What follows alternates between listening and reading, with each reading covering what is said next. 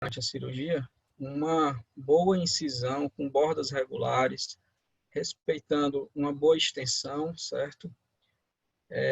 Incisões que respeitam também os planos da córnea, no caso, uma incisão biplanar ou uma incisão triplanar, que conseguem coaptar melhor as bordas da incisão, tá? Aqui um outro vídeo mostrando no intraoperatório um OCT dessa incisão, mostrando aqui uma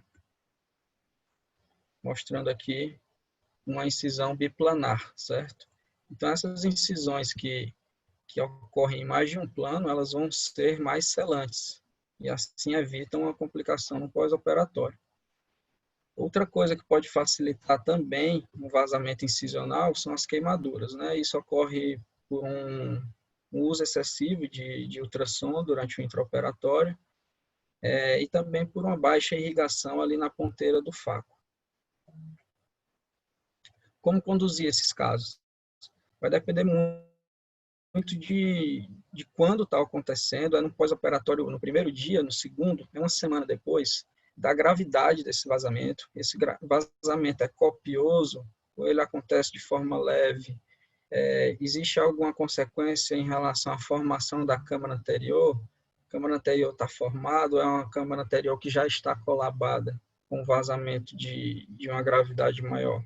Nos casos dos vazamentos leves, eles muitas vezes são autolimitados, tá? Mas você deve acompanhar de perto, ou então já colocar aí uma lente de contato, ou fazer um curativo oclusivo durante 24 horas, certo? Um vazamento moderado, é bom que você já tente ocluir essa incisão com uma lente de contato ou com um curativo oclusivo. Lá nos servidores, a gente fazia, quando tinha, na residência, a gente acaba tendo mais esse tipo de vazamento, né? E eu lembro que em alguns casos que eu tive na residência, a gente sempre tratava com oclusão, vendo no dia seguinte, e caso ainda mantivesse, a gente ocluía por mais 24 horas. Caso fosse um vazamento mais copioso, a gente já entrava no centro cirúrgico já para fazer uma sutura, tá? Só que as suturas, elas podem ter complicações também, tá? Até 30% das suturas podem ter complicações, sejam complicações infecciosas ou até mesmo a manutenção do vazamento mesmo após a sutura. Existem algumas propostas de alternativa para as suturas, tá? Nesses casos de vazamento incisional. Uma delas são os selantes, né? E as colas biológicas. Aqui é um exemplo de um selante de hidrogel. Você faz uma mistura de 2 componentes.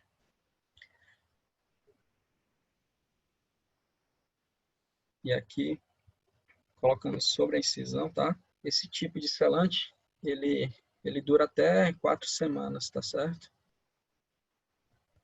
Outra conduta que, como nós deixamos sempre um corticoide no pós-operatório, esse corticoide, quando você tem uma incisão já vazando, ele pode diminuir ali a cicatrização, a formação de fibrina naquela região. Então, quando você tem um vazamento, é bom pensar também em dar uma reduzida nesse corticoide, tá? Para tentar acelerar essa cicatrização e o fechamento. São algumas propostas. Aqui é um tipo de selante. E nesses vazamentos incisionais, como você tem uma solução de continuidade ali, uma incisão aberta, pode também favorecer a herniação de íris, tá? A herniação de íris, após uma fasectomia, ela vai acontecer dependendo muito da pressão intraocular, tá? A pressão ali da câmara posterior e também da câmara anterior, da largura da incisão. Quanto mais larga essa incisão, maior vai ser a facilidade com que a base da íris sofra ali um extravasamento para fora da incisão, tá? O aspecto também da íris que tem um aspecto mais convexo, ou então íris que tem um aspecto em platô, elas tendem a ter uma base que facilita o extravasamento, certo? Para fora da incisão, a exteriorização para fora da incisão. Queria mostrar aqui um estudo bem antigo, tá? bem antigo mesmo, na época que a extracapsular ainda imperava, mostrando aqui quase 6.000 olhos operados por extracapsular e tiveram 59 casos de herniação de íris, tá? Desses 59 casos, 17% foi por uma incisão limbar. A menor quantidade foi por uma incisão limbar. E as incisões corneanas, as incisões que avançavam mais anteriores, elas tendem a ter uma maior incidência de herniação de íris, tá certo? Ou seja, nas extracapsulares é bom você sempre fazer uma incisão limbar, como a gente faz lá nos servidores, deixando sempre um milímetro ali do limbo, pegando um pouquinho da esclera, assim a gente consegue ter depois uma ferida operatória mais fechada, certo? E na facoemulsificação, você vê que aqui nesse estudo, por exemplo, de 1.269 olhos, apenas 2 casos, né? Uma incidência bem menor, até porque quando a gente fala de facoemulsificação, a gente está falando de cirurgias com microincisões, certo? Como tratar, né, a herniação de íris pós-fasectomia? Tem aqui também um artigo aqui de 1959, bem novinho, né? Bem antigo, do Agarhal, certo? E ele é interessante que ele pegou 100 casos e ele trata 100 casos de herniação de íris, tá? E 50 olhos ele tratou com o reposicionamento, apenas jogou a íris para dentro do olho, certo? E fez um antibiótico. Detalhe que, na época, o antibiótico subconjuntival foi a penicilina, certo? E desses pacientes, que é o risco que a gente sempre se preocupa em colocar esse tecido que está para fora do olho, colocar ele de volta para dentro do olho, a gente se preocupa com infecção, tá certo? Porque você tem um tecido ali que pode ter sofrido algum tipo de necrose, um tecido que pode ter entrado em contato com alguma contaminação externa, certo? Mas aqui nesse artigo, eles não tiveram nenhuma infecção intraocular, certo? E 50 olhos, né, que a gente costuma fazer atualmente, fazer uma excisão daquele tecido que já está um tempo fora do olho, um tecido provavelmente contaminado, potencialmente contaminado, fazer uma incisão e depois fazer a sutura da incisão. Assim que a gente faz na grande maioria dos casos, a não ser que essa herniação de íris seja evidenciada pouco tempo depois de ela acontecer. Nesses casos, a gente pode considerar de colocar, de fazer o reposicionamento e a sutura. Eu queria abrir até aqui um pouco para alguns comentários, tá? Nesse caso aqui, no caso de uma paciente que fez uma faco com implante de líquido nos 2 olhos, com intervalo de uma semana entre um e outro, e era uma paciente que tinha alergia ocular e ela coçando bastante o olho, um mês depois evoluiu para esse aspecto aqui de uma herniação de íris bilateral. Eu queria convidar aqui o Barreto para dar um comentário aqui nesse caso, como seria a abordagem um mês após a cirurgia. Tá por aí, Barreto? Tô aqui. Opa. Assim, é o seguinte, na verdade, um caso desse aqui, o ideal talvez seja a gente ter sido feito uma faco, né? Não sei se foi feito esse capsular. Você sabe a história dela? Faco, Aqui né? foi Faco. foi um faco, Assim, mas assim, aí então, assim, quando o paciente tem vício em coçar o olho, em apertar os olhos, acho que o ponto é imperativo ter que fazer, né? O paciente que a gente tende a querer não dar ponto para agilizar a cirurgia. E assim, o paciente, às vezes, com um mês depois de cirurgia aparecer isso aí, eu nunca vi, num caso assim, extremo desse jeito, né? Uhum. Mas, assim, na verdade, a gente quase não pensa nisso, né? Você não pensa no paciente coçador de olho, até porque quando a gente faz a cirurgia, a gente fala para o paciente, não pode apertar os olhos, não pode coçar. Uhum. Então, assim, é um caso que eu nunca tinha visto um caso desse, não. Com 30 dias de cirurgia, praticamente, você... É um caso extremo, né? Extremo, ela deve ser uma coçadora... Ela deve ser uma doença psiquiátrica, provavelmente, né? Ela deve ser aquelas pessoas que apertam o olho e esfregam com muita intensidade. Barreto, em um mês aqui de cirurgia já, né? considerar aí que essa paciente já está com essa herniação há um tempo, seria interessante fazer a excisão desse tecido, né? Sim, Potencialmente contaminado, tá em contato aí com o ambiente externo. Então, geralmente o paciente, sim, a conduta que a gente tem lá no hospital, o paciente chegou no dia seguinte com hernia de íris, você pode lavar a íris e introduzir ela para dentro do olho e fechar o olho. Mas o paciente que está com uma íris já mais, há um tempo que você é indeterminado, que você não sabe o que é, o ideal é você fazer a ressecção desse tecido e fechar. Evitar botar ele para dentro de volta, porque você pode estar levando toda a flora bacteriana da superfície ocular para dentro do olho e você causar, por causa de uma corectopia, você vai causar uma endoftalmite. Então, é melhor você fazer a ressecção mesmo. Tá ótimo. É isso aí. Valeu, Barreto. Nada. Outra complicação aqui que nós podemos ter, né, é um edema de córnea no pós-operatório. Como que esse edema de córnea pode se apresentar? Ele pode ser de forma localizada, tá? Um edema ali próximo à incisão, um edema difuso, e esse edema difuso também pode ser um edema estromal ou só um edema epitelial. A gente vai discutir aqui sobre algumas dessas possibilidades. Então, o edema de córnea, vários fatores podem contribuir, tá? Alguma condição prévia, uma distrofia de fluxo, algum dano mecânico durante a cirurgia, algum dano químico, tá certo? Até o próprio dano térmico, né? A queimadura de incisão também pode danificar o endotélio naquela região ao redor da incisão. As inflamações intraoculares acabam facilitando o edema de córnea, vou falar um pouquinho mais na frente. E o aumento da pressão intraocular também é uma das causas, um dos fatores que contribuem para o edema de córnea. Em relação ao aumento da pressão intraocular, a gente sempre tem que avaliar se tem algum tipo de material, algum resquício ali no trabeculado, certo? No ângulo da câmara anterior, ou alguma retenção de visco, algum conteúdo, algum sangue, algum enfema na câmara anterior, que também ficou naquela região do trabeculado ali no ângulo da câmara anterior. Tudo isso pode fazer com que haja uma redução ali do escoamento e um aumento da pressão intraocular. Também considerar bloqueios pupilares, tá? Que pode acontecer, dependendo ali da posição da lente também, do tamanho da rex, se ela segura bem a lio, ou se essa lio pode estar anteriorizando, favorecendo aí um bloqueio pupilar. O ideal é sempre, no pós-operatório, manter a pressão abaixo de 20.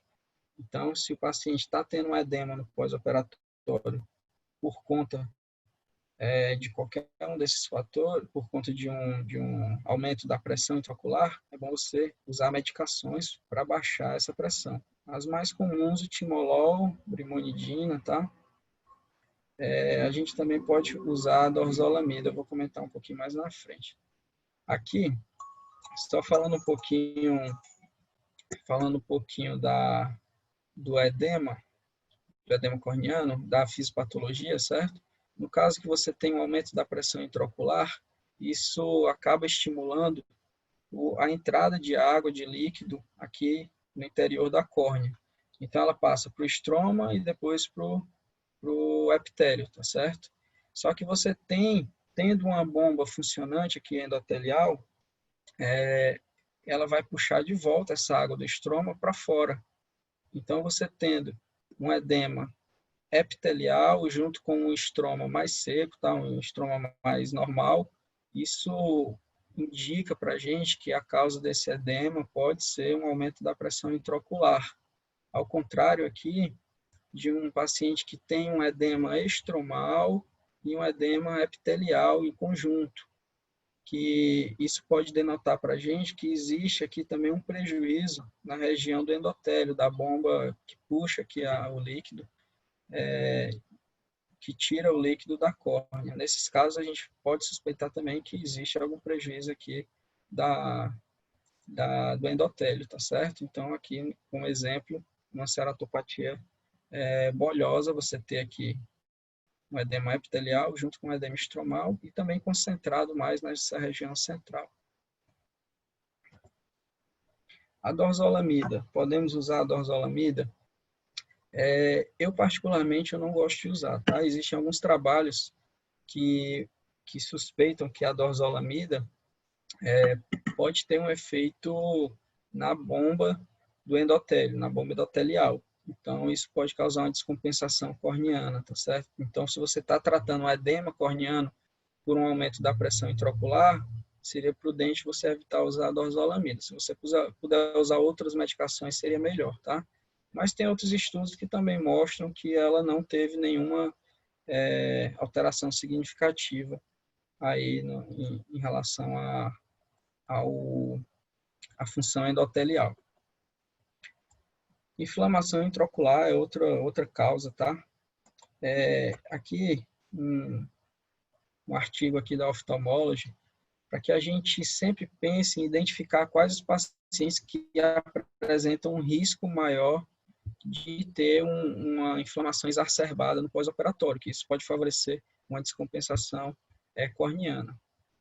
Esses pacientes sugeridos, pacientes de diabetes, pacientes com uveites, pacientes com artrite reumatoide, tá? Pacientes com história de edema macular, pacientes pediátricos também inflamam mais no pós-operatório, certo?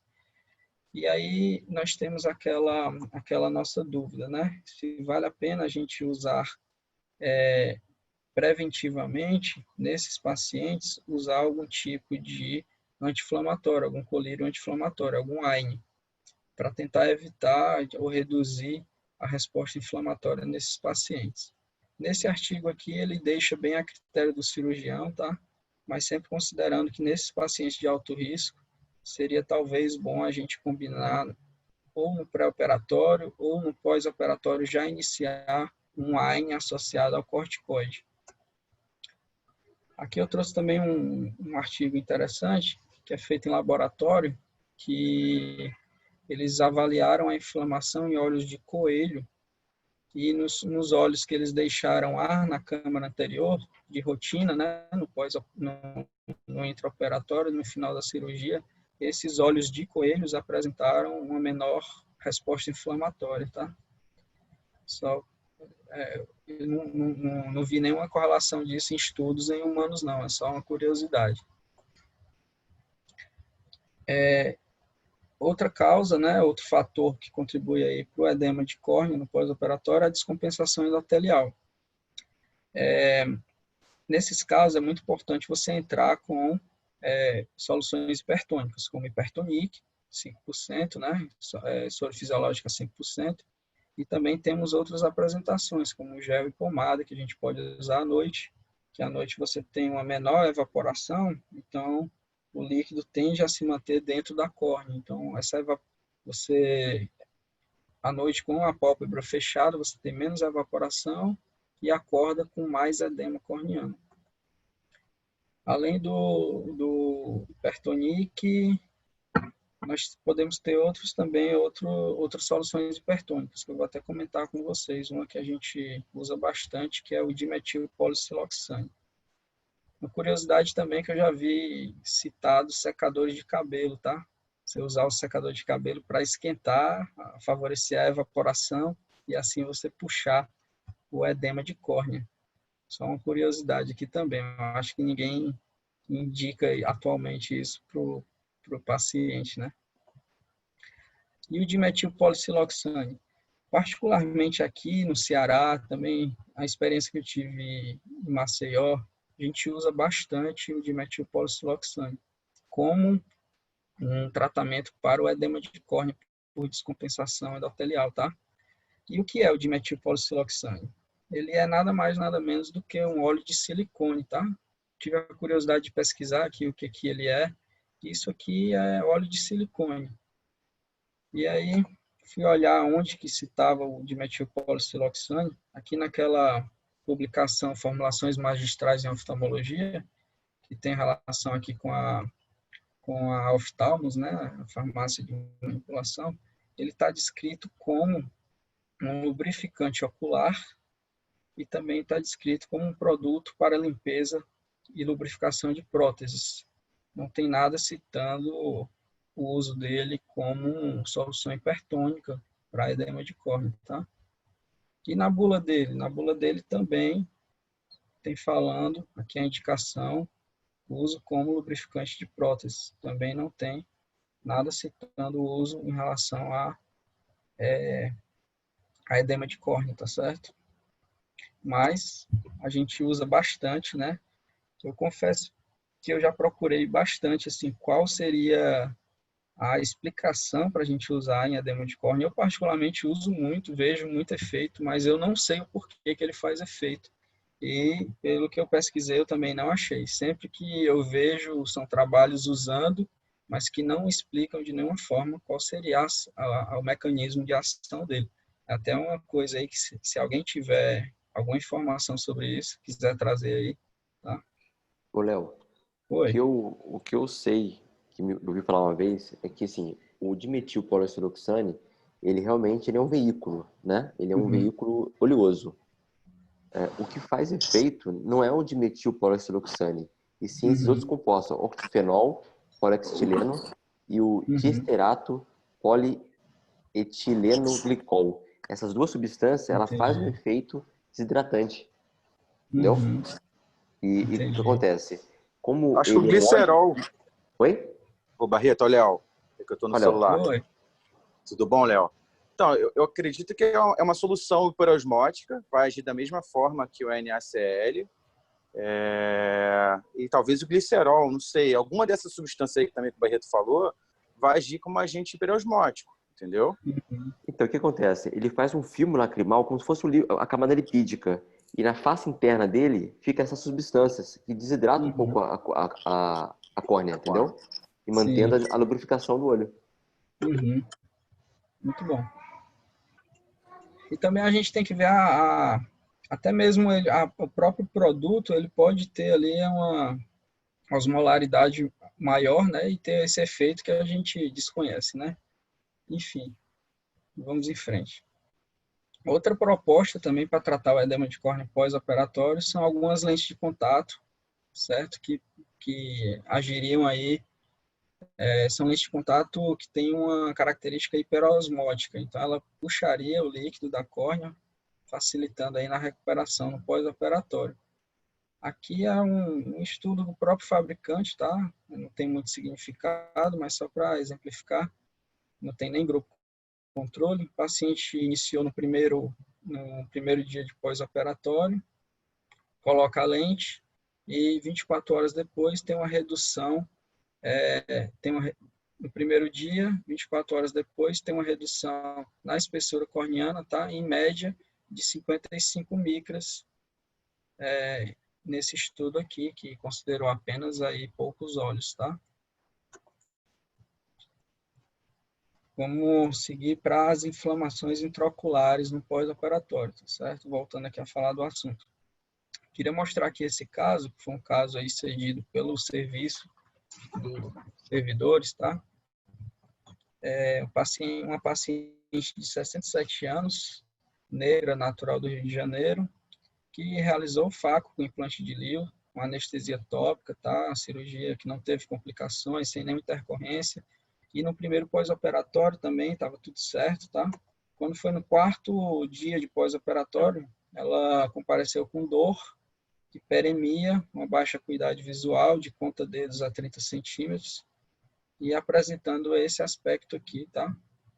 Esse aspecto aqui do olho operado. Era uma paciente portadora de artrite reumatoide. Ela usava etanercept e metotrexate. 15 dias antes ela suspendeu, 15 dias antes da cirurgia. E também usava prednisona, tá? Foi tudo suspenso, além de uma FA crônica que fazia uso de Marevan. Na, ao ser vista essa paciente, foi iniciado Maxidex de hora em hora, corticoide, tá? E corticoide via oral também, prednisona, mantido o Vigamox e também uma atropicamida 3 vezes ao dia.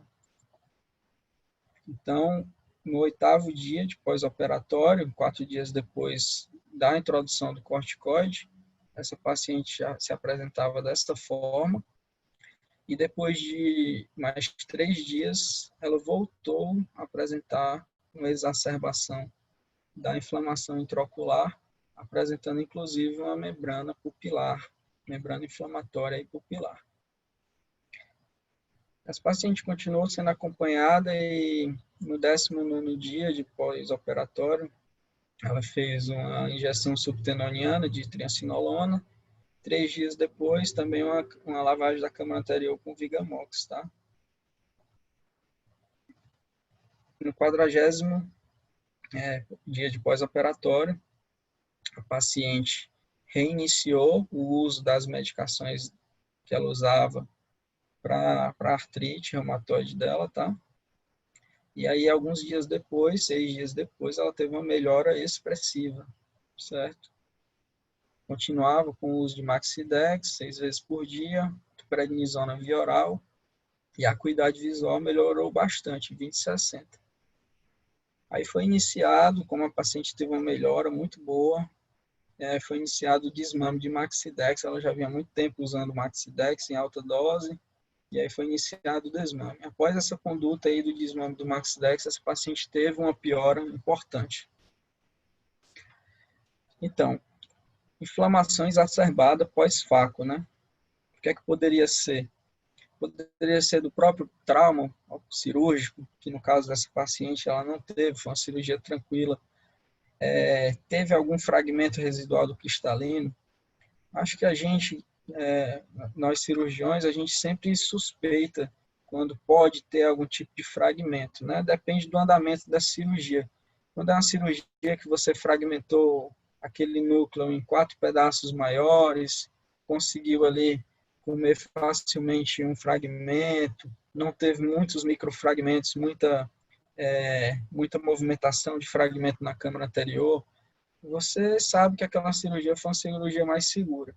Mas mesmo assim é bom sempre considerar, tá? Se o paciente que apresenta inflamação exacerbada, considerar se não tem nenhum fragmento residual aí do cristalino na câmara anterior. Endoftalmite sempre tem que ser considerado, tá?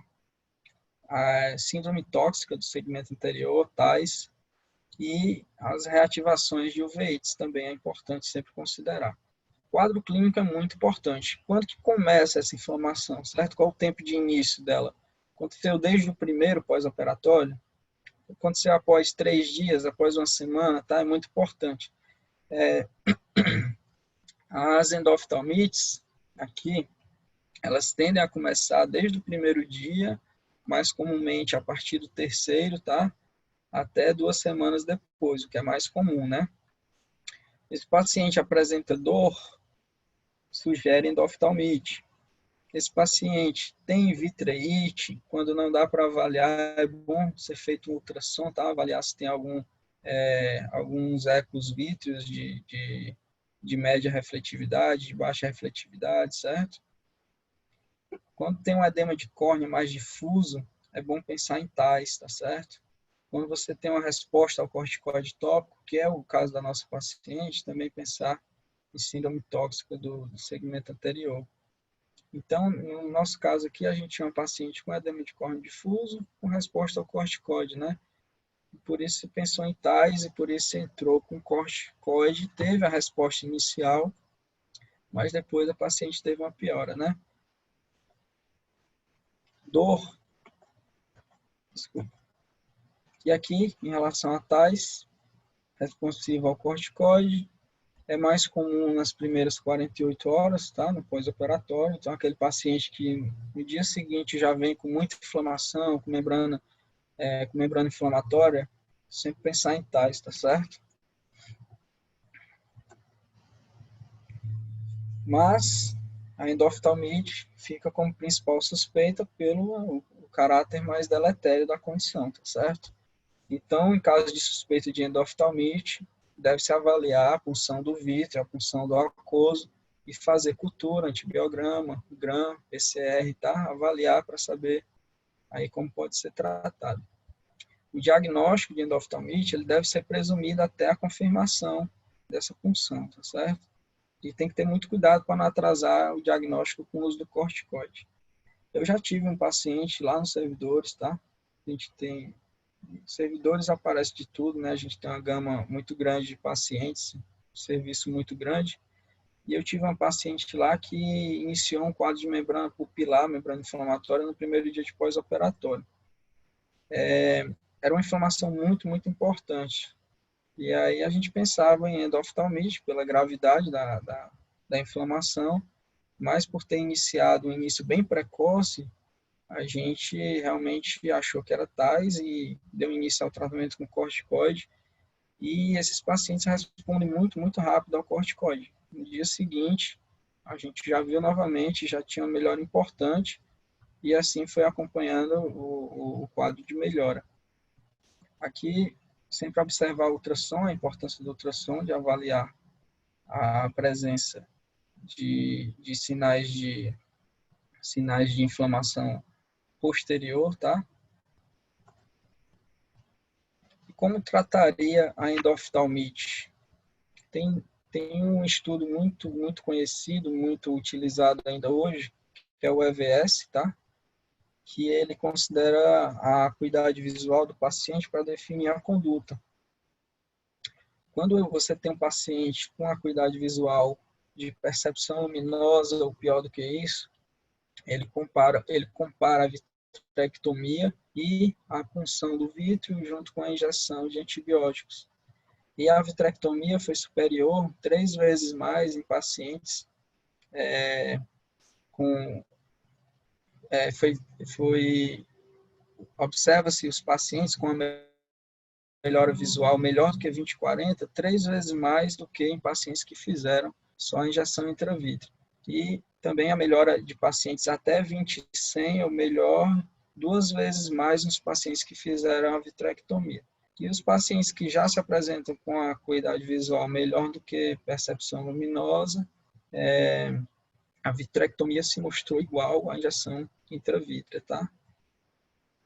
Aqui no guideline da Eskers, ele sugere a vitrectomia diagnóstica e terapêutica como gold standard, certo? Como tratamento de escolha. E hoje se tende a cada vez mais a gente fazer a vitrectomia precoce nesses pacientes. Qual antibiótico usar? Segundo a Eskers, a gente pode usar ceftazidima, caso seja optado pela injeção intravítrea, e a vancomicina. Como segunda escolha, amikacina e vancomicina, tá? Aqui um caso de tais. Foi feita uma lavagem da câmara anterior junto com a remoção mecânica da membrana inflamatória pupilar. Esse paciente aqui, no primeiro dia após essa reabordagem cirúrgica, ele se apresentava aqui dessa forma. E 3 semanas depois, uma melhora importante. Os pacientes evoluem bem se forem tratados rapidamente.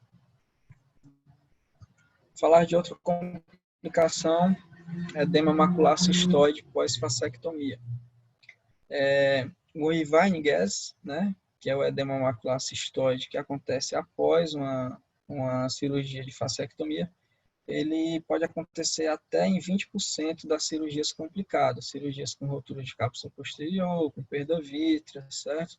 Cirurgias que de alguma forma mexem um pouco ali no vítreo, acaba aumentando muito a incidência de edema macular.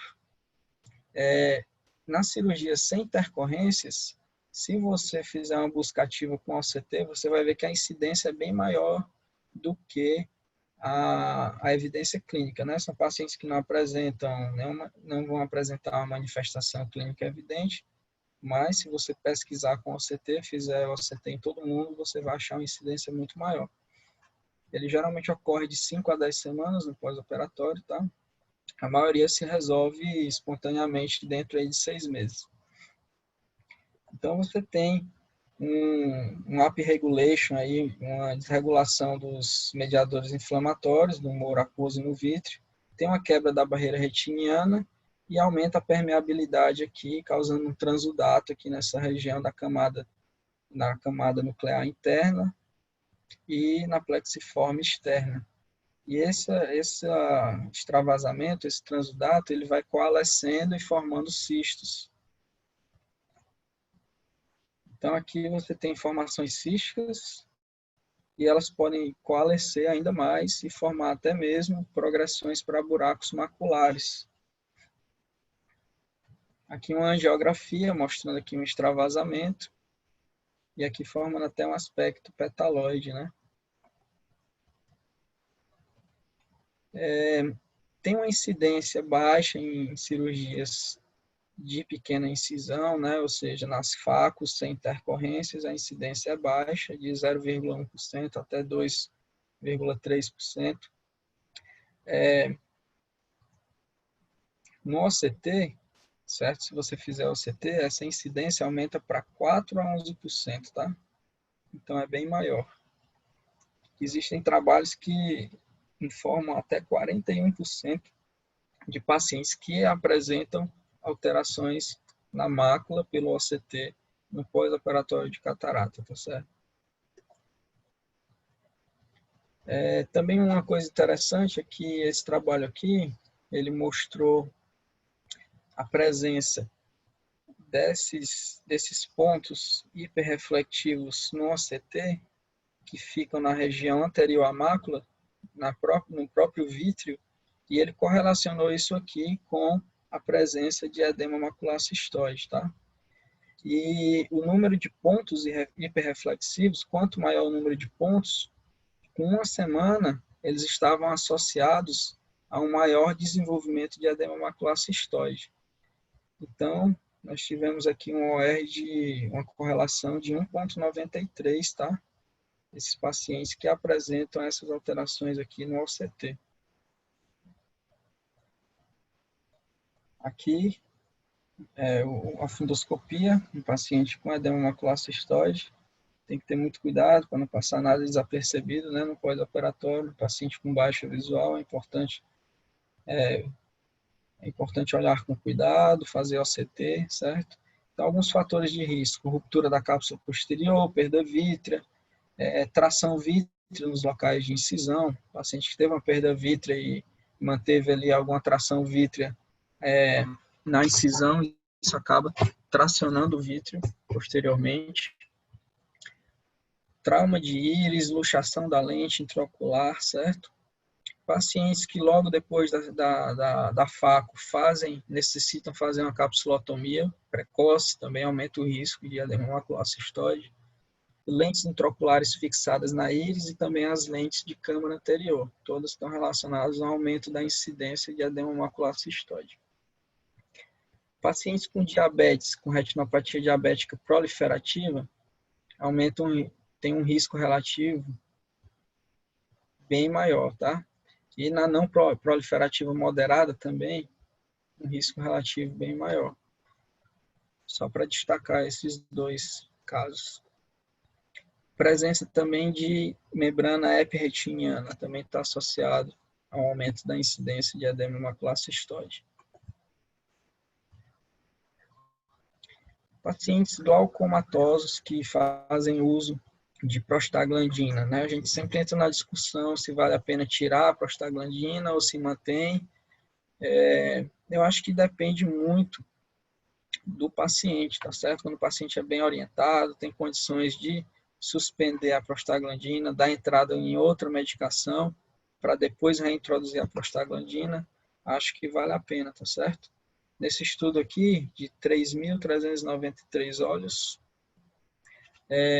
os análogos de prostaglandina tiveram um aumento do risco de edema macular cistoide, tá?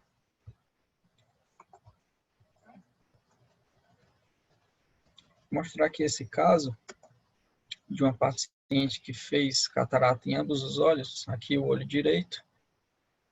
O único fator de risco que ela tinha era uma história de trauma. Desliga. O único fator de risco que ela tinha era uma história de trauma há 8 anos nesse olho direito, tá?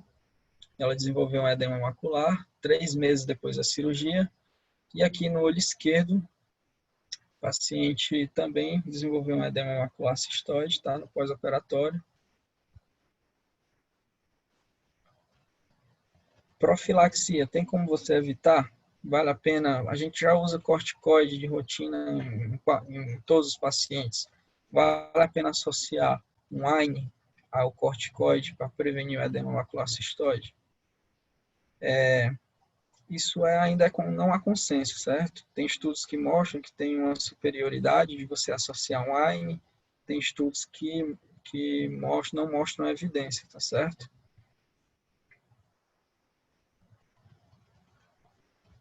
Aqui, nós temos, nesse estudo, uma redução de risco relativo nos pacientes com retinopatia diabética, quando se associou o AINE ao corticoide. Pacientes com retinopatia diabética não tiveram redução. Esses aqui, que já tinham um risco, né, maior, com retinopatia diabética, não tiveram redução, e os pacientes que não tinham retinopatia diabética apresentaram redução da incidência de edema macular cistoide. E o tratamento, como tratar? O paciente já apresentando edema macular cistoide, a gente pode tratar com o próprio corticoide e com AINE, né? Então, os estudos também são variados, tá certo? Aqui nesse review sobre edema macular cistoide, após a catarata, a cirurgia de catarata, mostrou um benefício do uso do cetrolac, do cetrolaco, né, de 0,5%, teve um efeito benéfico, e também em outros trials teve o efeito benéfico da associação do cetrolaco junto com o corticoide, tá certo? E não teve benefício em outros trials do AINE isolado, sem o corticoide.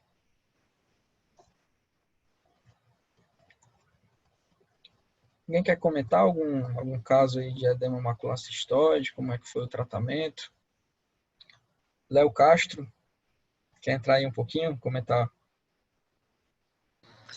Olha, Léo, assim, de profilaxia, assim, o que eu faço geralmente, paciente diabético, o uso de rotina já deixo umas 4 semanas. E paciente que teve RCP, obviamente, tem que deixar já também. Agora, paciente normal, eu não costumo usar, não. Eu deixo só o corticoide, já tem junto na associação, e eu sigo assim, entendeu? E, óbvio, sempre com um retinólogo. Eu tenho um retinólogo na clínica e eu sempre discuto com ele caso a caso, no caminho, mas geralmente eu faço meus pacientes assim. São pacientes que você identifica como alto risco, né? Que espera-se que tenha uma reação inflamatória maior, né? Sim, exatamente. Uhum. É mais ou menos isso, Léo. Certo. Bom, passando agora para outra coisa que a gente pode achar e encontrar nos nossos pacientes, né, no pós-operatório, são as surpresas refrativas, surpresas biométricas, né? Então, é muito importante o planejamento. O planejamento cirúrgico é muito importante. Qual é o exame que você está fazendo de biometria? Qual aparelho que você está usando? Quais os parâmetros que você está colocando no aparelho? Quem que está medindo? É você mesmo? Você coloca um técnico para medir? Esse paciente tem alguma condição que possa estar atrapalhando essa medida da biometria? Um olho seco, por exemplo? Esse paciente usava algum tipo de lente de contato, por exemplo?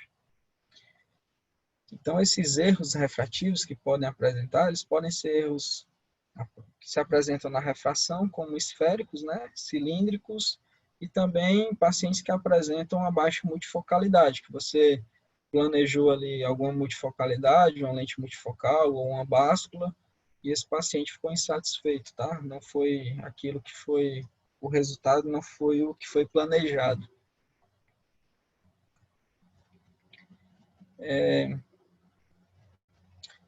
Outra coisa que a gente já viu em relatos de alguns colegas, né, é da troca da lente.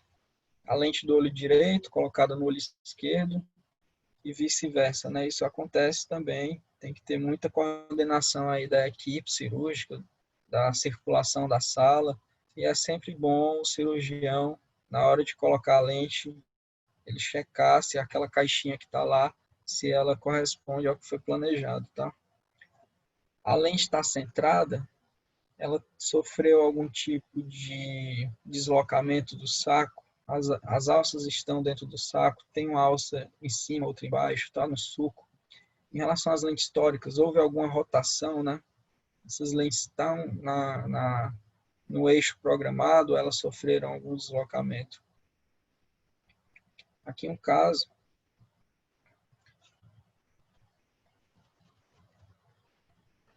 de uma lente que sofreu aí um deslocamento da alça, tinha uma alça no sulco e outra alça dentro do saco, né? Aqui é uma cirurgia que mostra um reposicionamento, tá?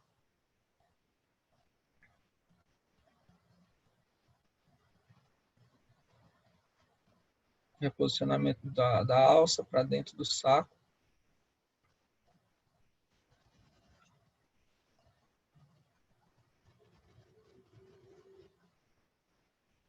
Provavelmente essa paciente estava apresentando algum astigmatismo induzido por esse tilt aí da lente. Aqui um outro caso de um paciente com uma descentração da lente, fazendo a proteção aí por baixo da lente com metil, depois girando aí essa alça, é uma lente rígida, né? Você vê que a manipulação dessa lente rígida, com alças rígidas, é muito mais arriscado, né? Muito mais difícil fazer. Interessante aí como ele conduz esse caso, como ele vai fazer para colocar essas alças dentro do saco capsular. Observar a Rex ali, né? Protegendo. Observando a Rex. E aí resolveu-se fazer uma extensão da Rex. Fazendo uma incisão com a tesoura e aumentando a extensão da Rex anterior.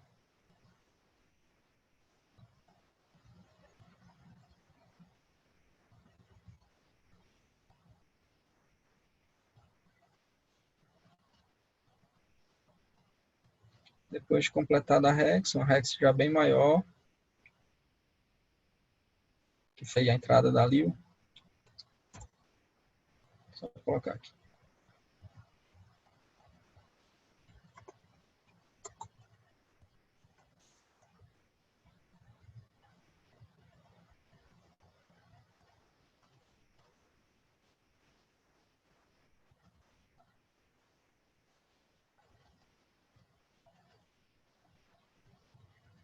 Fazendo um reposicionamento, girando a lente, jogando a alça para dentro do saco.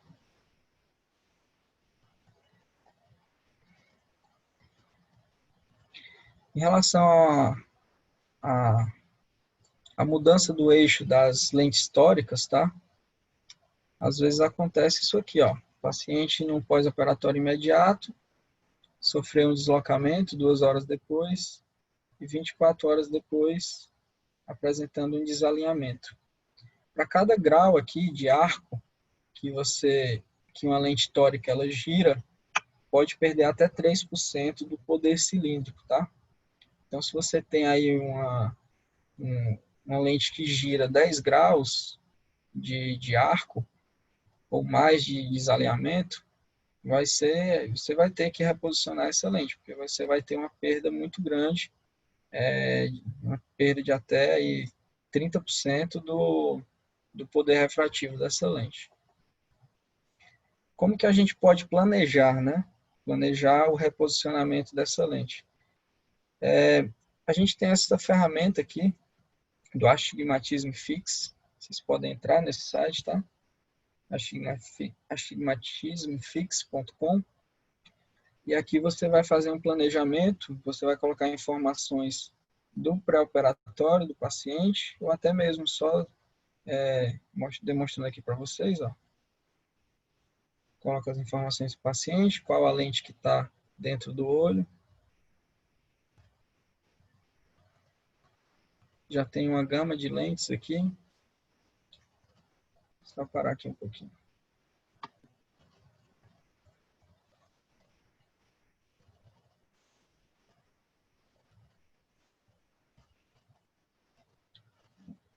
Só um instante.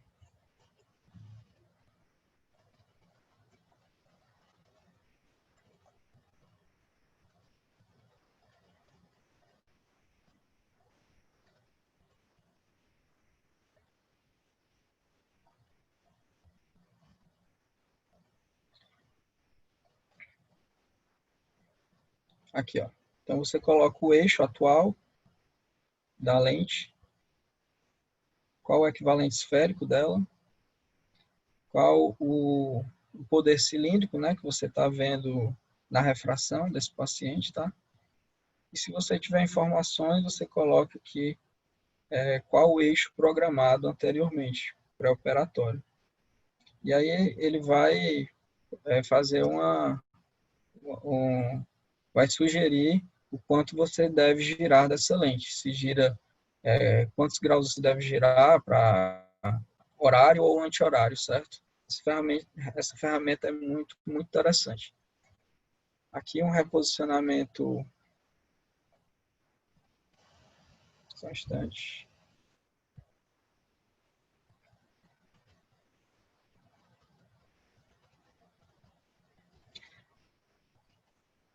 Aqui é uma técnica interessante de um caso que foi necessário um explante da lente, certo? E aqui ele vai cortar esta lente em 5 pedaços e extrair por uma incisão curta, sem estender muito a incisão. Porque nota-se que esse paciente aí era uma lente tórica, né? Então, o anseio era de corrigir o astigmatismo, mas por algum acaso foi implantada uma lente errada. Então, você tem o interesse de manter a incisão pequena, porque você não quer induzir astigmatismo nesse paciente, não quer induzir mais do que ele já tem, e assim você poder implantar uma lente tórica e ainda ter uma correção satisfatória. Então, ele vai cortar a lente aí em 5 pedaços. 5 pequenos pedaços.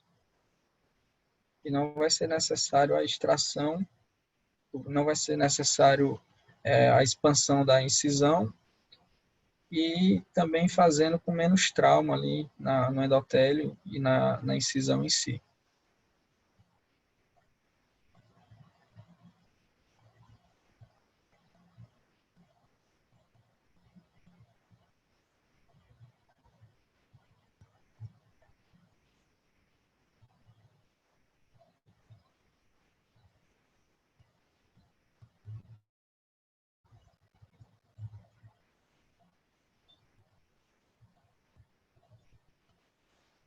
Está usando uma tesoura tradicional, né? Não é uma tesoura, uma micro tesoura.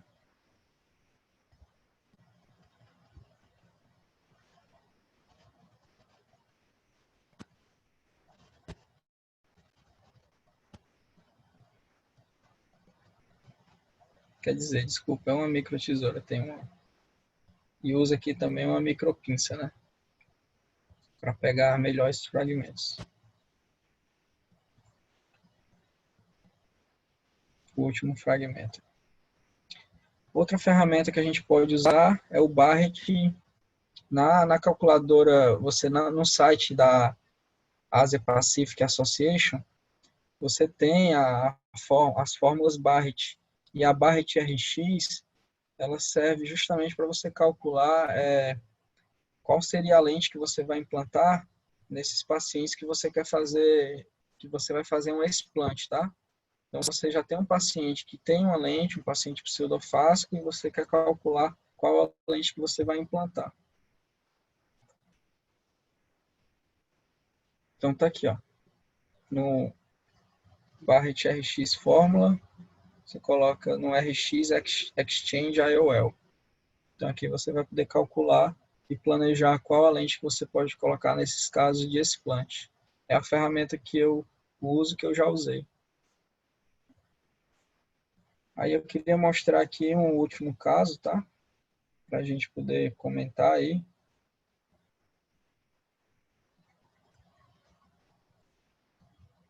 Paciente aqui pseudofásico, apresentando esse aspecto aqui no olho direito, e aqui no olho direito, e aqui no olho esquerdo, tá? comparando e mostrando aqui também que posteriormente à lente, nessa região aqui, temos essa opacidade, diferentemente dessa região. E aqui também nesse caso, comparando o olho direito com o olho esquerdo, posteriormente à lente, temos essa opacidade e aqui não se evidencia. Alguém quer comentar esse caso para a gente finalizar?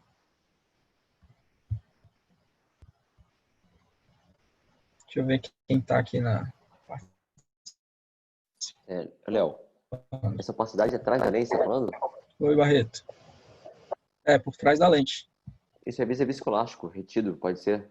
Que às vezes pode fazer esse aspecto. Nos dois casos aqui, né, Barreto? Isso. Esse A é um lente caso faz um bloqueio, o viscoelástico fica lá atrás preso, e com o tempo ele fica meio opaco, assim, desse jeito, assim. É uma síndrome do bloqueio capsular, né? Você tem um conteúdo ali posteriormente à lente. Trataria como, Barreto, aqui? IAG, laserzinho, puf. Estoura isso Laser? pra lá. Geralmente o IAG já é suficiente, tá? Às vezes a gente fica tentado a reabordar, né? Você vê aquele conteúdo, quer entrar para aspirar, mas o IAG geralmente já resolve, certo? Então é isso, pessoal. Eu queria agradecer aí, tá? O convite, agradecer a todos. Se alguém quiser fazer mais algum comentário, voltar para algum caso, viu? A gente pode comentar aí. Eu vou fazer uns comentáriozinhos aí só para fechar, amarrar a aula. Tá ótimo. Léo, bem legal a sua abordagem, né? É um tema, acho, bem importante para a gente, para quem gosta de operar, vai ter em algum momento da vida um caso que se apresentou. Você conseguiu abranger bem os mais comuns, mas eu acho que tem que ficar da aula importante é o seguinte: aquela primeira parte que você botou, a cirurgia é uma cirurgia simples, né? Isso aí, geralmente, invariavelmente, o paciente ele associa uma cirurgia rápida com uma simplicidade, né? Só que ele às vezes não percebe que a velocidade do cirurgião ou a rapidez de uma cirurgia, ela é proporcional ao treinamento que ele fez. Então, é muito importante a gente sempre orientar o paciente que grande parte da cirurgia não vai ter complicação nenhuma, mas existe uma parcela que pode ter complicações. E dentre as complicações, algumas graves, como por exemplo, endoftalmite, né? A endoftalmite, para quem um olho que pegou, é um caso trágico. Assim, se você está no serviço público, principalmente, e às vezes não tem um acesso rápido a uma vitrectomia, é um paciente que vai ficar fadado a ficar de 2400 com uma boa visão, 2400, para movimento de mãos, né? Então, assim, apesar da gente fazer injeção, fazer vários procedimentos, a gente vê no dia a dia, na prática, que apesar de tudo isso, os pacientes que entram com quadro de endoftalmite, eles vão geralmente ter uma baixa visual. Eles não vão ter uma visão boa. Uma coisa que eu assisti numa aula ontem do Ian, que foi bem legal, não sei quem assistiu aqui ontem sobre diplopia, você falou sobre báscula, né? Então a gente às vezes, no pós-operatório, o paciente às vezes está até satisfeito, mas às vezes ele volta depois e fala: doutor, eu tô com a visão dupla, eu tô tendo diplopia. Então, assim, lembrar que alterações a gente fazer báscula em paciente, a gente tem que observar se ele não tem nenhuma alteração de motilidade ocular. Não só naquele momento, como no passado. Às vezes o paciente fala assim: eu operei na infância, tinha olho torto. A gente é 20/20 dos dois olhos, mas às vezes a fusão dele é muito instável. Quando a gente faz essa alteração de báscula, você leva o paciente para diplopia. Então, assim, isso é uma coisa bem legal para a gente... É óbvio, assim, se você botou uma lente menos 1,5 no cara, num lado, ficou menos 1,5, ficou plano, a gente tem recurso para recuperar isso. O óculos vai tirar a diplopia dele, mas assim, ele vai ter muito desconforto, às vezes, naquele momento sem óculos, que era a independência que a gente às vezes quer fazer no SUS, ou até no consultório mesmo. Então, isso é uma coisa que a gente tem que averiguar bem. E lembrar sempre, o SAIDO é a principal complicação, acho que a gente tem pós-operatório, né? É o que eu falei, às vezes a gente tem um pouquinho de preguiça de dar um pontinho no final, a gente está querendo terminar logo, a gente acha que faco não tem que dar ponto, mas sim, na dúvida, ponto sempre. Então, por mais que você está atrasado ou não quer, ou tem mais cirurgia para fazer, eu acho que vale a pena, na sua dúvida, fazer isso. Eu faço aquilo que eu já te ensinei também, Léo, naquela época, né, fazer um pocketzinho em cima, um pequeno buraquinho, hidrata superiormente, faz um sanduíche de edema e aquilo ele fecha. Em relação ao edema cistoide, eu tenho assim, somente paciente que tem diabetes, e diabetes mais complicado, que eu inicio um anti-inflamatório hormonal precocemente. Fora isso, nenhum paciente eu inicio antes para fazer profilaxia de edema cistoide. A gente sabe que se fizer o CT em todos os pacientes que operam catarata, vai ter um pequeno edema macular, mas ele não é significante, né? Não tem significado nenhum, ele desaparece alguns dias. E hoje em dia, eu acho que vale muito a pena a gente começar, todos os serviços, a instituir antibiótico intracameral. O Vigamox, a moxifloxacina, ele tem um efeito muito bom, ele reduz muitas infecções. Infelizmente, a gente não tem um acesso fácil à medicação em serviço público, mas eu acho que quem está começando a fazer volume grande, ter um volume um pouquinho maior de cirurgia, eu acho que é um conforto e uma segurança. Apesar da lavagem da câmara anterior ser rápida, em 2 horas, até perder o efeito, mais ou menos, daquele Vigamox intracameral, mas é basicamente o tempo que você tem da válvula de abertura e fechamento ali do olho, da pressurização. O olho, quando ele começa a pressurizar, a pressão interna aumenta, então ele coapta a incisão. Então, a flora bacteriana da superfície não entra dentro do olho, porque a pressão está maior interna do que externa. Então, eu acho que é o tempo ideal, talvez, para você ter esse tratamento aí. E você também ajuda, também, às vezes, nos processos de contaminação no ambiente, né? Às vezes, sem querer, circulante toca alguma coisa, ou e você não percebeu durante a cirurgia, e você manipulou, às vezes, a lente demais na mão, alguma coisa assim, e você, quando botou no olho, você, botando um antibiótico ali, você tem uma proteção maior. E lembrar da TAS, né? A TAS é bem importante a gente lembrar que essa diferenciação entre TAS e endoftalmite é uma coisa assim, é uma linha muito tênue. E às vezes você passa, por exemplo, esse caso que você mostrou, essa paciente era uma paciente que foi eu que operei, se eu não me engano. E essa paciente, ela evoluiu, ela recuperou muito bem com corticóide logo no começo, né? Ela teve uma resposta boa, então a gente estava achando que o paciente estava bem, mas sim, mas é uma paciente que evoluiu muito mal. Ela hoje em dia, ela é movimento de mãos. E no hospital ela estava sem vitrectomia no momento, então ela evoluiu com um quadro muito ruim mesmo. E um processo inflamatório muito crônico. Hoje em dia ela está estabilizada, está tranquila, mas com uma visão péssima, né? E possivelmente foi alguma bactéria com pouca agressividade, uma baixa virulência, que o corticoide respondia, tipo um problema de bactéria na vida, assim, que começa a botar corticoide, ele some, ele some. Mas, sim, infelizmente, a gente tem que ter essa noção. Léo, parabéns, obrigado novamente por aceitar o nosso convite aí de ministrar essa aula aí. Foi muito boa. Parabéns, cara.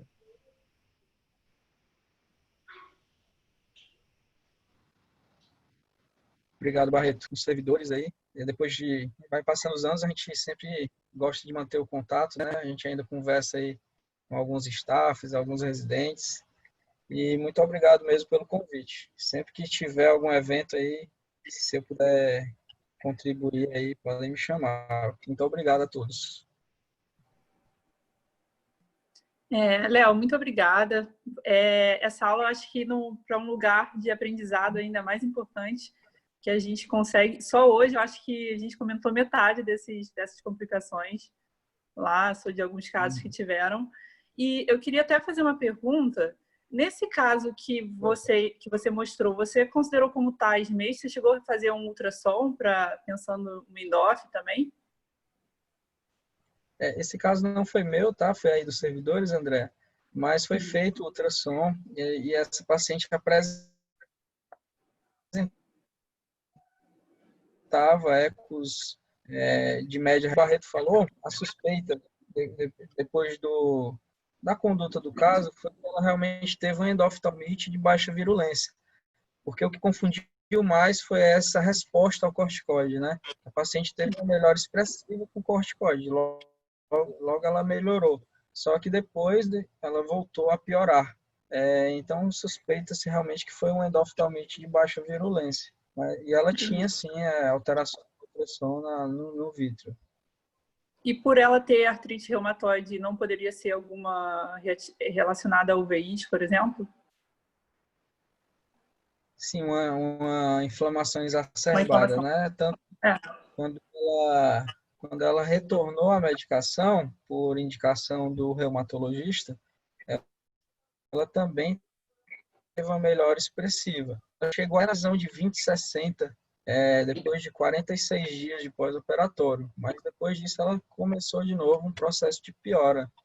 Então, é um caso que rodou o serviço todo e um caso que deixou bastante dúvida. E ela teve esse período de melhora, mas infelizmente ela depois evoluiu para um olho, atualmente está tranquilo, mas a visão dela realmente não melhorou muito. Certo. E outra coisa, lá nos servidores a gente acaba recebendo muitos pacientes que operaram em outros lugares, né? E, por exemplo, tem um caso de um R3 que veio falar até hoje comigo. Ele pegou uma paciente que operou um olho, era alto míope, mas ficou -7 desse olho. E ele queria saber o que fazer, na verdade, se ele operava o outro, deixava plano, também poderia, de repente, deixar -7, tentar um óculos ou uma lente. Nesse caso, você tenta reabordar novamente depois de muito tempo. Na verdade, eu acho que ela já tinha operado já há uns 5 anos, se eu não me engano. Vocês tentam reabordar novamente ou vocês tentam mais investir no outro olho e, de repente, fazer um óculos depois? Investiria primeiro no outro olho. Tentaria aí deixar um plano. E nesse olho que já teve um erro biométrico, né, uma complicação biométrica, a gente pode tentar uma lente de contato, certo? Ou então depois, se a paciente tiver conversando bem com a paciente, pensar numa extrusão aí dessa lente, uma substituição. Mas a minha escolha pessoal seria de focar no alvo biométrico do segundo olho e o primeiro olho depois tentar algum artifício aí refrativo. Tá. E, Barreto, você também faria o mesmo? Não, é o seguinte, paciente que, na verdade, eu acho que não foi, esse paciente que chegou para você, provavelmente, não foi um erro refrativo. Era um paciente que era uma alta míope já, o cara que planejou a cirurgia dela manteve, para não operar o segundo olho, uma alta miopia junto também, provavelmente. Nesse caso, a gente tem que pensar em algumas situações. Se esse paciente tem uma córnea suficientemente boa para uma segunda intervenção cirúrgica. Porque a gente sabe que em serviços de residência ou alguns serviços, ultrassom, material, às vezes, a fase de aprendizado, você gasta muito ultrassom dentro do olho e você tem uma baixa celularidade muito intensa. Então, assim, você intervir no olho que tem uma celularidade baixa é pedir para complicar. Você vai trocar uma lente dela para botar ela depois para trocar uma lente de novo, que é a córnea. Então, às vezes, não vale a pena. Segunda coisa que tem que avaliar, se ela tem capacidade financeira e características de quem possa colocar e tirar uma lente de contato do olho. Geralmente são pacientes mais idosos. E os idosos, às vezes, têm dificuldade de manipular os olhos, né? Às vezes, têm dificuldade de tocar, de colocar uma lente de contato. Então, assim, talvez, nesse caso, eu colocaria o menor grau possível para não dar um desconforto nela. Então, vamos supor, ela está 7 graus de miopia, talvez deixar no outro grau, no outro olho, 5 graus, 4 graus no máximo, entendeu? De miopia. Isso aí, sim, na teoria, não vai fazer muita diferença para ela, que ela vai ter que usar óculos de qualquer jeito. A diferença é que ela vai ler aqui ou vai ler aqui. É só aproximar em relação ao olho ou outro. Mas, depende muito do paciente. Assim, no particular, se sou eu que opero o paciente, é óbvio que a gente vai trocar a lente, né? A gente tira aquela lente de 7 graus antes de fazer outro olho e faz. E também, às vezes, quando o paciente vem de outro serviço, de outra situação, e você tem todas as condições para trocar aquela lente do paciente, eu geralmente faço a abordagem primeiro do olho que ainda não operou. Aí o paciente ganha confiança com você, fica bem. Porque se você faz uma abordagem no segundo olho, no olho dela, primeiro olho, que ela operou, e às vezes dá uma complicação, ou tem que fazer uma fixação, algum problema assim, ela já tem confiança em você, ela sabe que o seu primeiro serviço foi bom. Então isso é um ganho de confiança, às vezes, do paciente, entendeu? Perfeito. Outra coisa que a gente vê muito lá no serviço são pacientes que ficam com muito edema na córnea e, às vezes, evoluem até para o transplante, né? Qual o tempo que vocês consideram que você já pode, por exemplo, indicar um transplante de córnea, que vocês ainda investem ou esperam, fazem um hipertônico e aguardam aí? Qual o tempo, mais ou menos, André, que dá para esperar? Eu já vi paciente com 6 meses, após 6 meses de melhorar a córnea, entendeu? Porque a gente tem uma migração da periferia para o centro, né? A quantidade de célula central reduz bastante após uma faco, mas às vezes a quantidade periférica dela, ela ainda é boa. Você ainda vai ter essa migração. Assim, é óbvio que um paciente que você tenha, que está com edema de 4 cruzes, depois de 3 meses de cirurgia, a possibilidade de mesmo ter uma migração, ter uma melhora, é pequena. Eu acho que você já pode botar o gato no telhado e já começar a inscrever ele na lista ali dentro, mesmo que ele não opere depois. Mas eu acho que já pode começar a pensar nisso. Perfeito. Eu acho Léo, que, nesse caso eu acho que o que não deixa dúvida é quando a córnea realmente está com edema que chega até o epitélio, né? Correndo risco de ulceração. Nesse caso, eu acho que você tem que abordar logo. Agora, se você consegue manter essa córnea mais compensada, com edema mais controlado, com uso de hipertônico e tudo, o que você conseguir fazer, acho que dá para segurar essa paciente pelo menos 6 meses, como o Barreto falou, porque já existem evidências de que tem essa migração da periferia para o centro, né? E eu acho que 6 meses a 1 ano, acho que depois disso vale a pena investir no transplante mesmo. Porque se manter muito também, né, Léo? Você perde a possibilidade até de fazer um endotelial. Você começa a ter fibrose do tecido corneano, você começa a ter opacidade da córnea mesmo, e cicatriz do epitélio da córnea também, e aí dificulta depois um transplante endotelial. Então, acho que esse período de 6 meses a 1 ano, acho que talvez seja o que eu acho que a maioria das pessoas fazem para tentar segurar uma próxima cirurgia ou até conseguir a captação de um tecido. Bem, acho que é isso então. Acho que acabaram as perguntas. Deixa eu ver. É isso. Então, acabamos as perguntas. Léo, muito obrigada mais uma vez. Uma aula super importante aí para todos. A gente gravou, tá? Então, depois eu passo para você autorizar. Lembrando que na semana que vem vai ser a nossa última aula com a doutora Carolina Stacia. A gente vai falar sobre catarata branca. Então, esperamos aí a presença de todos para a gente fechar com chave de ouro essas aulas de catarata que têm sido excelentes. Léo, muito obrigado mais uma vez, tá? Obrigado pela sua presença, pela sua aula. Muito obrigada. Barreto, muito obrigada aí pela discussão. E é isso, então a gente se vê na próxima quarta-feira, então, às 19 horas. Ok? Perfeito. Obrigado e boa noite. Até a próxima. Então, boa noite a todos. Boa noite.